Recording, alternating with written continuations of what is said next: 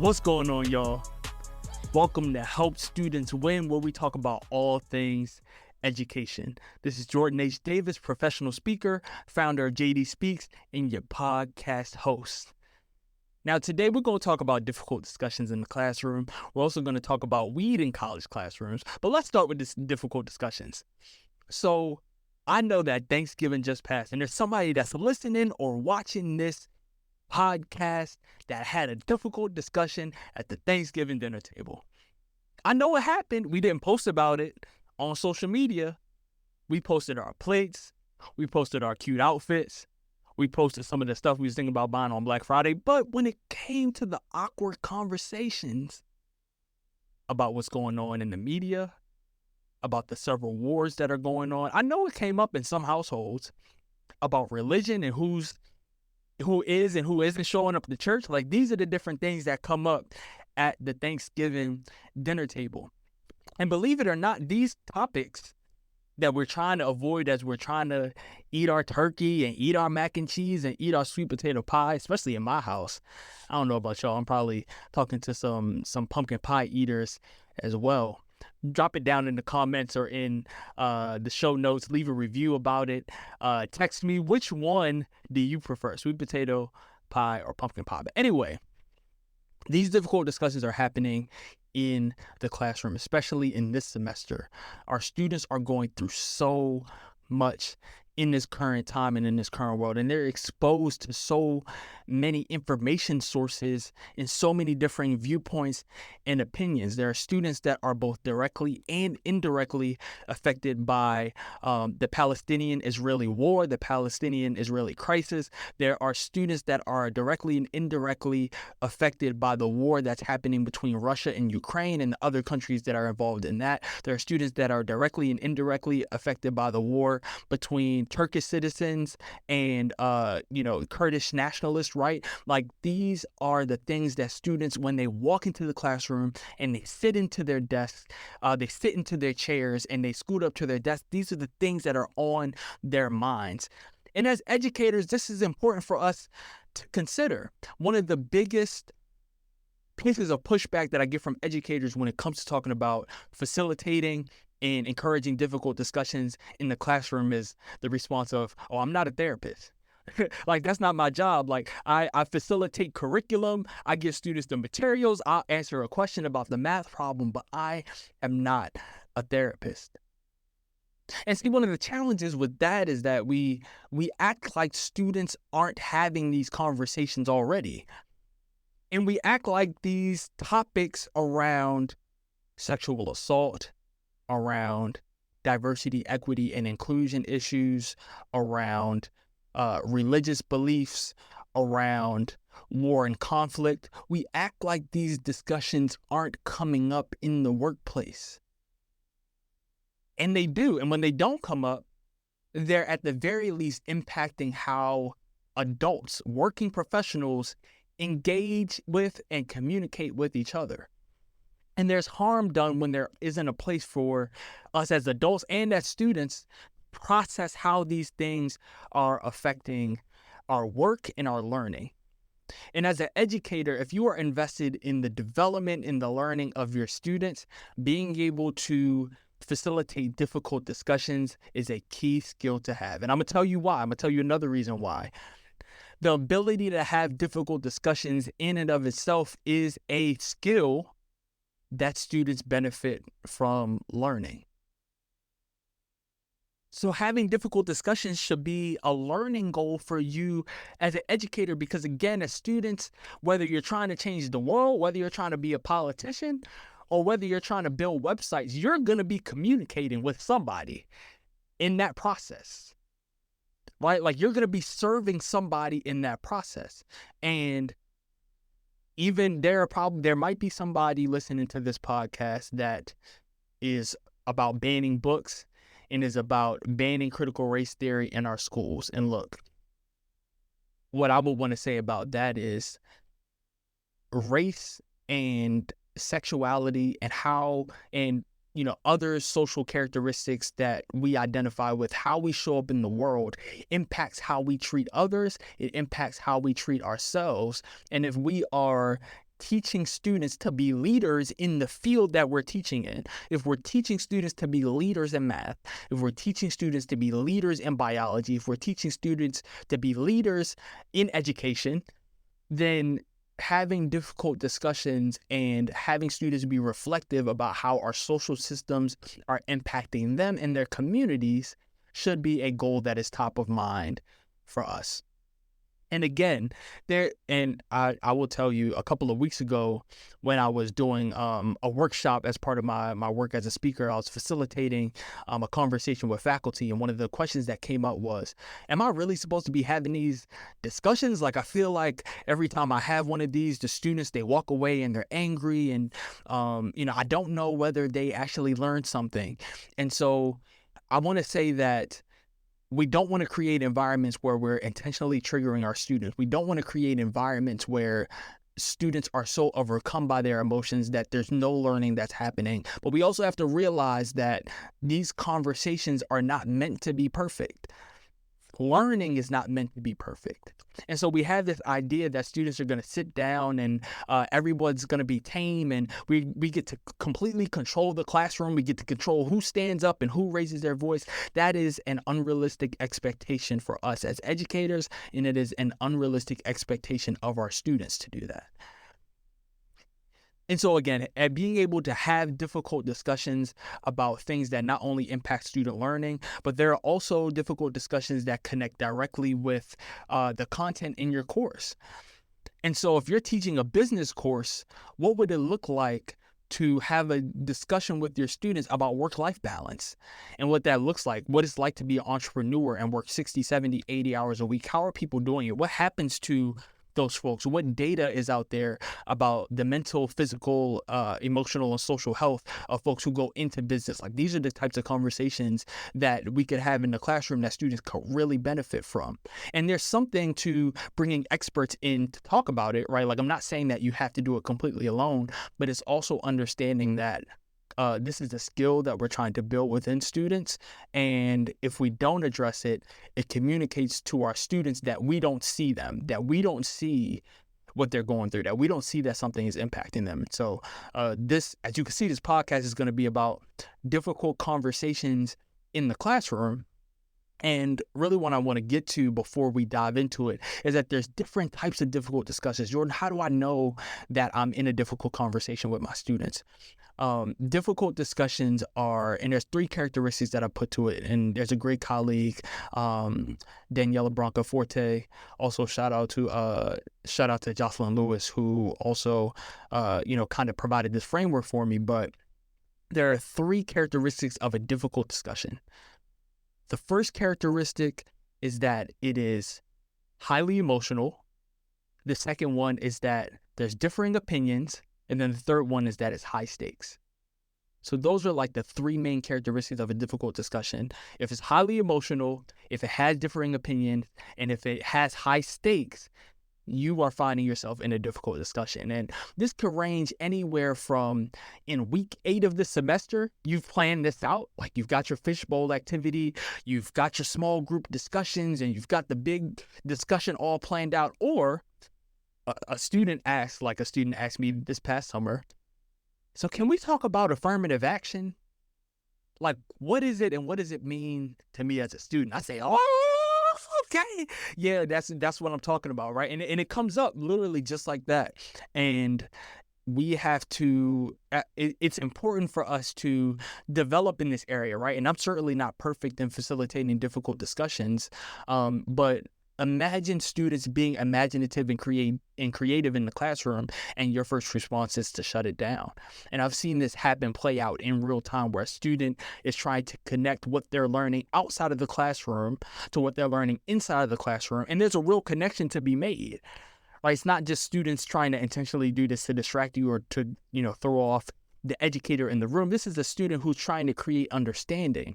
And we have a rich opportunity as educators to help students in that development, in that understanding. And so the first step for our educators in navigating difficult discussions with students is to decenter yourself. I'm going to say it again. It's important for us to decenter ourselves as educators. So often we feel responsible for managing and controlling the classroom. And I understand that this could be really challenging, especially in working with younger students. But for this one, I'm really talking to my high school and college educators, like young adults in the classroom, right? Teenagers in the classroom who have thoughts, who have opinions, who have rich life experiences that they're bringing into these learning environments. And we have to decenter ourselves. What is an example of this? So often, Maisie Maud, who's an educational researcher specifically focused on holistic teaching and student well-being, says that there are these unwritten agreements that are had between the student and the teacher, and also the student and their classmates. And so we have to intentionally break down these expectations of, okay, what does participation look like in this class? Who holds the knowledge and the expertise in this class? It's certainly not me. I don't hold all of it, right? I hold a lot of it because you're taking this class because I'm teaching it. But at the same time, the collective knowledge of and the collective experiences of all the students in this room is greater than my individual, what I have to give to the student. And then also, what do students want to learn? Right, so setting up your class where in the beginning, the first week, the first 2 weeks, the first 3 weeks, students have an opportunity to contribute to the learning goals of the course. And sometimes difficult discussions are going to come up in that. I teach an education technology course in the summer, and one of the main questions that I ask is, how do you see this class working best for your learning goals? What is a topic that if we didn't cover in this class, you will be frustrated or disappointed? The first day of class, before I even introduce myself, I line up the desks, and I have a small class, right? I am privileged in that. I only have 14 students during the summer, and they're amazing. They're all amazing. I set up the desk in speed dating fashion. So it's a desk in front of a desk, and there's 2 rows with the desks facing each other. And for literally the first 45 minutes of the class, students are just rotating, getting to know each other, talking to each other. I'll have rotating prompts on the board that I'll have a student go up and spin the wheel. It's a digital wheel. And on each prong of the wheel, on each section of the wheel, there's a question. What do you see in 2050? Like, how do you see the world looking in 2050? Talk about a rich educational experience for you. What are you most excited about this summer? So really getting students to learn about each other and learn with each other before they even encounter me as an educator. And so again, and I sit down with the students and I do this too, right? Like, it's not just me standing at the front. I actually engage with students in this, right? And so that's the first step, is kind of decentering yourself and allowing students to see the value in communicating with each other, so that later in the semester, when it's time to have the difficult discussion, students are comfortable, students build trust, students build rapport and relationships, so that that conversation is a generative and effective one. The second thing I want to share is that it's important to create guidelines on day one with your students and have those guidelines queued up. Don't be afraid to rely on them and to bring them back up later on in the semester. And so usually in this first class period, as you're going through your syllabus, I've seen faculty do this really well, where they might start off with one class expectation. It might be to value learning and collaboration over competition, right? Like having it very concrete like that with students. And you'll be amazed of the guidelines and the expectations that students come up with for the class. And then when it comes time for a difficult discussion, or if it erupts, or if you see it developing in the class, that's a perfect time to ask students, okay, before we get too deep into this, or before we start this class today, I just want to show the guidelines that we came up with together in week 1. How are we feeling about these guidelines at this point in the semester? Is there anything that you would change or add to this list of expectations for us as a group? Is there something that we could be doing better as a group as we try to stay in alignment with these guidelines? And so again, creating guidelines with students and not being afraid to lean on those when the time calls for it. The third one is to scaffold the conversation and give students opportunities to practice. I am a master's degree student right now, and I'm taking a class on education policy, so K through 12 education policy. And we had a beautiful class session, and this was around mid-October, where the faculty members started the class session with, again, going over the guidelines that we had set in week 1. We had our guidelines. We didn't make any adjustments to the guidelines. We probably talked about them for about 3 minutes. The next thing that we turned to was a video. It was actually a podcast recording about the Palestinian-Israeli crisis and about the nuance and the complexity of the situation. It was only about a 5-minute video. And then after that, we had a free write for about 3 minutes, 3 to 5 minutes, just writing, in response to the particular question that was on the board. So this faculty member showed the video, and then we had a question on the board. How do you see the Palestinian-Israeli conflict affecting your work in life as a student? Like, how does this issue affect how you show up in the classroom and in your professional setting? And again, we're master's degree students. This was such a powerful question, and it opened up the discussion and having us reflect on, again, the learning experience. The question wasn't, what are your thoughts on this issue, or which side are you on? Like, these are not the types of questions that are helpful for students in their learning and their ability to have these discussions. It's really about the learning process. Like, how are you receiving information about this? Like, what conversations are coming up for you? What areas of development are you looking to gain? What areas of understanding are you looking to develop around this particular topic, right? These are the kinds of questions that students can benefit from when it comes to that, and realize that it was scaffolded. So we started with a video. We were anchored in information that showed the nuance and complexity of the topic that we were going to talk about. And then we had a free write where we were able to write our thoughts and get our thoughts on paper before we shared them even verbally. And then after the free write, we had an opportunity to talk to the person next to us for about 5 minutes. And then we got to the big class discussion. So we're talking about a 20-minute on-ramp from the start of class to us actually having an open discussion about how the topic was affecting us as students. And it was affecting us as students. And we are back. Hopefully it doesn't cut out again. I had some full iPhone storage, so I had to clear some of that off, but we are back. As we were talking about difficult discussions in the classroom, it's important to scaffold these discussions. So let's review what we've talked about already. First, to decenter yourself. Then we create guidelines on day 1 and have them handy for when these conversations come up. We scaffold the conversation and give students opportunities to practice. And then the fourth thing that I want to talk about is, as an educator, practicing your language and how you're calling students into these discussions. And so there are students that are particularly quiet, whether they're quiet on a regular basis or they're quiet when these conversations come up. And a lot of times the large personalities in the classroom can command a lot of the energy around these discussions. And so as an educator, being able to say, Andrew, thank you so much for your passion around this. I want to make sure that we get to some of the other thoughts that we have in the room. Would anyone else like to speak to what's already been said in this conversation?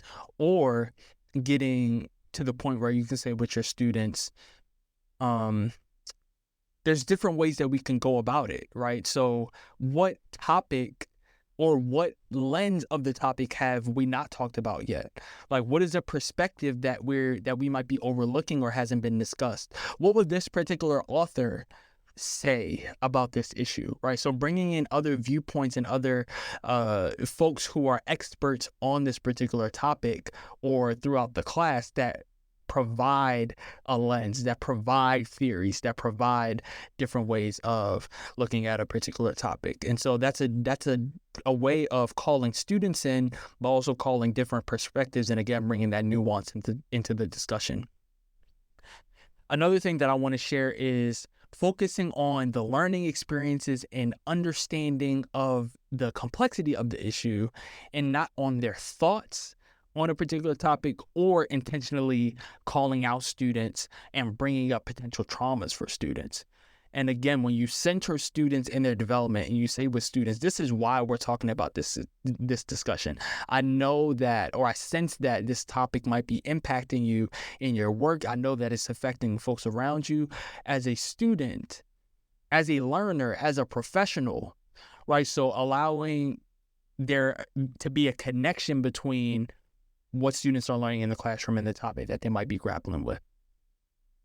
The last thing that I'll share about difficult discussions is to reframe the language of debate. And there are literal classes that are built on debate, and students are encouraged and incentivized to debate with each other. And so it's so important to intentionally eliminate that expectation of students, especially for topics, again, when we talk about sexual assault, drug addiction, world conflicts, political issues, the impact of media on wellness, right? What's happening in the media, and all of these different topics that come up for students. And so hope this list was helpful. It's certainly not exhaustive, but it's something that we need to continue to talk about as educators. And again, I want to reassure you that if you're having these discussions in your classroom, you are doing your students a better service than if you weren't having these discussions.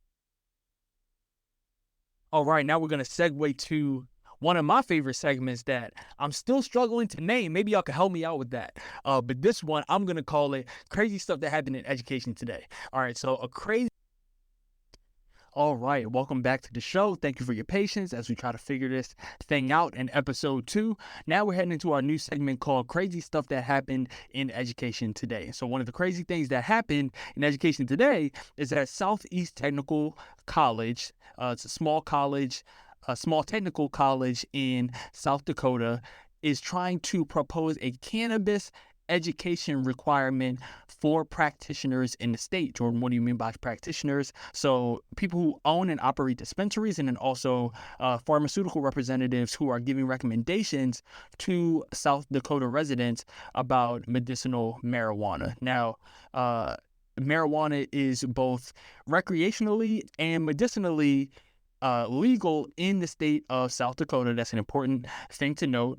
Also, there are very few certification programs that currently exist in the Midwest outside of those that are in California. And so I believe South Dakota is bordered by Minnesota, North Dakota, and I think Nebraska is one of the other states that borders South Dakota. And so not only would they be opening up this opportunity to those who operate in the state, but this could be potentially broadened to folks who operate in the surrounding area, especially depending on what kind of laws they have set up around marijuana and medicinal use. Now, where I am most interested is, where is this class going to be offered? Now, the vice president of the university said that they have the capacity to offer in-person classes, to offer virtual classes and hybrid classes. So they're trying to run the whole gamut and probably trying to get a whole lot of money too from operating this course. People in opposition to this certification course are worried about the price of it, especially because there's not a lot of competition in the area right now. And anybody really who is against, marijuana being legal in the state is obviously against it too. And so this college has a few things going against them. I acknowledge that this is pretty innovative. So this is something that I am not particularly familiar with. It can be really helpful for students who are thinking about careers in health education administration or health administration, or those who are, again, already operating dispensaries, and those who are pharmaceutical representatives. I guess the argument that the college is making is that the dispensaries should be just as knowledgeable about marijuana as the pharmacy techs, because at the end of the day, the state of South Dakota has its own laws around marijuana, but they still have to adhere to federal laws around marijuana at the same time. And so these pharmaceuticals, they can make recommendations for the dosages that people should be taking for medicinal uses. But at the end of the day, it's really up to the dispensary. The dispensary has the discretion because there are federal laws that allow for that type of relationship. Now, we can't look over the economics of it again. This is a growing economy in the state of South Dakota, as it is in a lot of other states. And it's important to look at other states too. Like when you talk about Massachusetts, for example, they have particularly strict certification requirements within the state around medicinal marijuana, who can operate it, what type of education and certification you need in order to be a part of that industry. Where you take a state like Oregon, for example, on the opposite of the spectrum, who has less restrictions around who can be involved with this. And really, the certification program, from what I'm reading in this Inside Higher Ed article, is really meant to embed things like ethics, things like financial management around medicinal marijuana, and just making sure that it's done safely and responsibly within the state.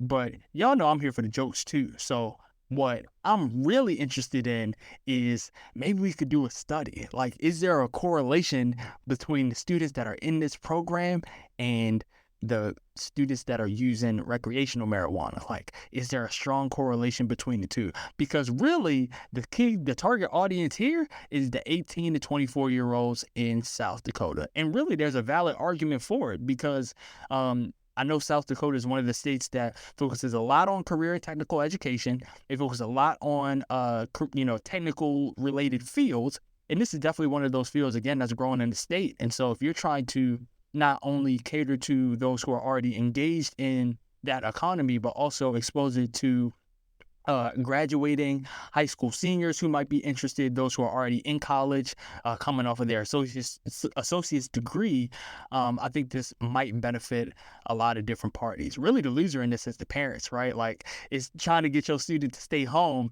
I know as a student, I would be advocating real hard for trying to live on campus, and I don't partake, but if I did, I'll be really strategic about how I presented this opportunity to my parents. But again, a story that I'm definitely going to be following to see the relationship between Southeast Technical College and the state of South Dakota, how this affects the laws in the state, and then also what the opposition looks like from those who don't want marijuana to be legal at all in the state. And so I'm always fascinated by the relationship between state laws and both state and private education when it comes to higher ed. And so with that, thank you so much for joining. This is Jordan Davis. You have just heard the Help Students Win podcast, where we talk about all things education, and I'll see y'all next week.